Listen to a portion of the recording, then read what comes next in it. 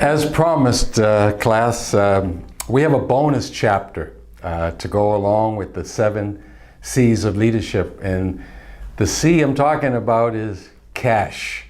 I'm sure that every person here and every person that will take this course understands the necessity and the desire to have more cash. So we're going to talk about another C, and that's cash. Proverbs. Once again, we go to Proverbs. Proverbs 28:20 says, "The trustworthy person will get a rich reward, but a person who wants quick riches will get in trouble." I think probably most people have heard the saying that a fool and his money will soon part. So it's not about quick riches.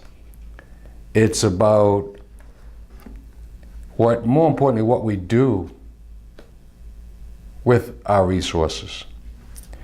In this chapter, I talk about a dear friend of mine by the name of Peter Striano, who runs Northwestern Mutual here in Boca Raton, Florida.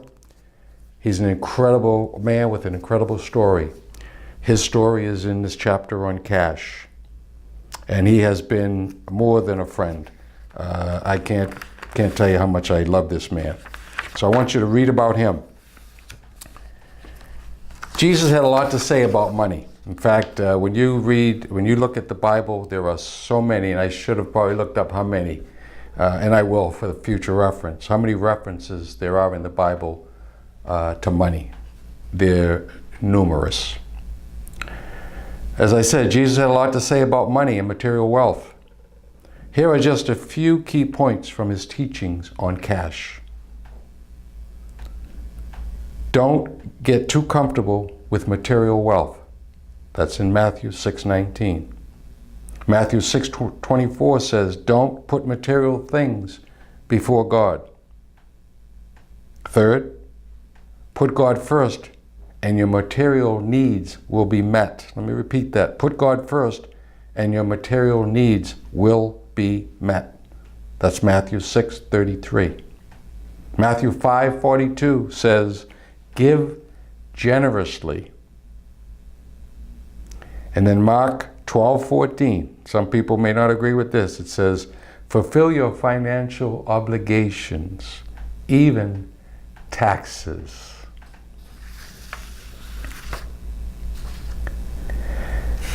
Let me get right into the keys, and then I can expound a little bit on a couple of them, because I want to share a couple of extra points when I get to a couple of these keys. My 7 keys on cash. Number 1, envision your future.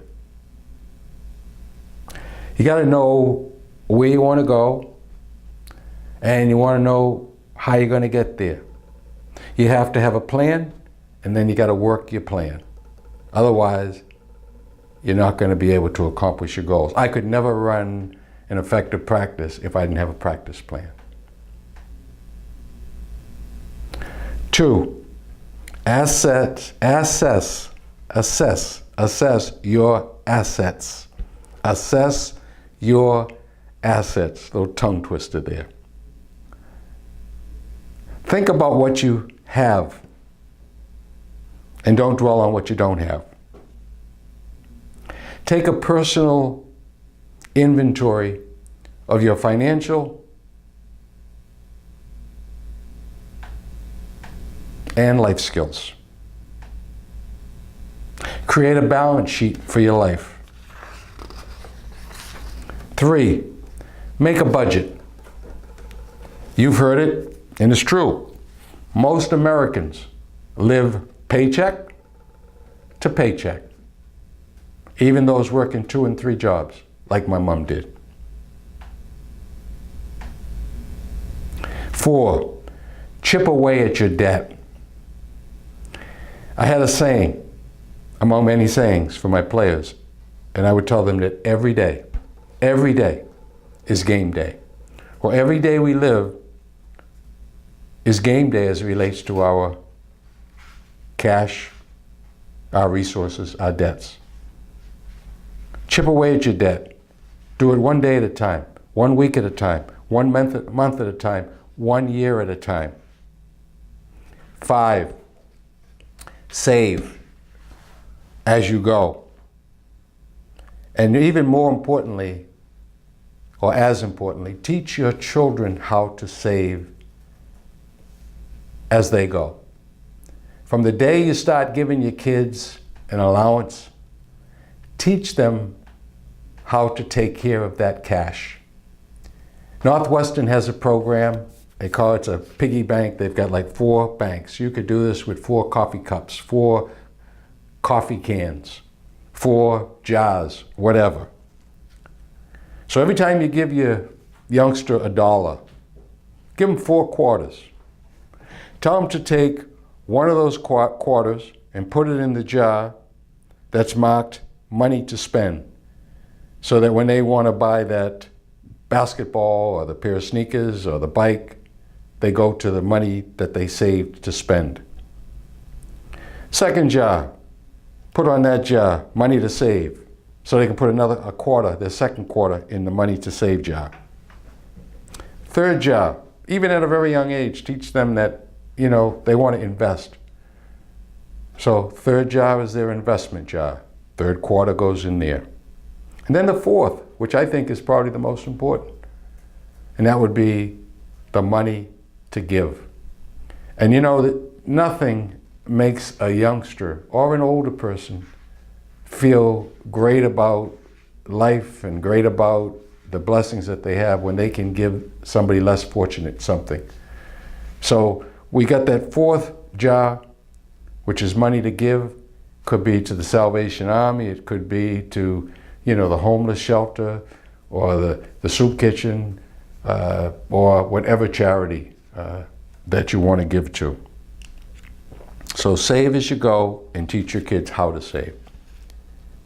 Get insured is number 6.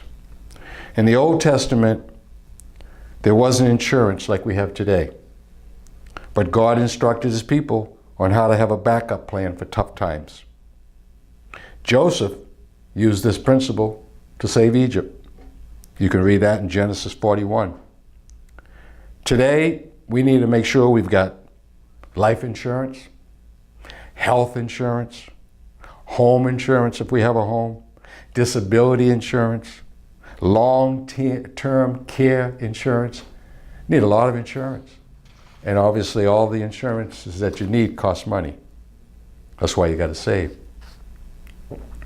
And the 7th key probably is the one that makes saving really worthwhile. We save so we can give it away. Give it away. Whether it's to our family, to our charity, or to our church. We want to save to give it away. Remember this, and this is not my words, this is found in 2 Corinthians 9, 6-7. It says, remember this, whoever sows sparingly will also reap sparingly, and whoever sows generously will also reap generously. Each of us should give what we have decided to give because our heart is telling us to give it. We do not give reluctantly or under compulsion, for God loves a cheerful giver. I'm kind of sad that the class is ending, but I'm happy that I've been able to share some of my personal stories, and mainly stories from the Bible, and some principles that I have learned over the years, many of which I have done, many of which I'm still trying to learn how to do. But I want to close today with a prayer as it relates to our material resources. Lord, give me a vision for my material resources. Help me to do a better job managing my money so that I might be blessed and be a blessing to others. root out any covetous attitudes in my heart. Everything that I own, everything that I have, everything that I ever will have is yours. It all belongs to you. I put you in charge of my storehouse, and I trust that you will help me make financial decisions that honor you and build up your kingdom. Wow. I'm still working on this chapter, by the way. Because out of all the C's, this is the one, the cash chapter, that I've had the most difficulty dealing with. And one of the reasons why I've had difficulty is because I haven't always taken the time to go over financial decisions with my wife. I advise you not to make that same mistake. So once again, have just an incredible walk through this phase, which we call life on earth. Enjoy the journey here, and I hope to see and meet each and every one of you someday in eternity. God bless you. I love you. God loves you. Take care.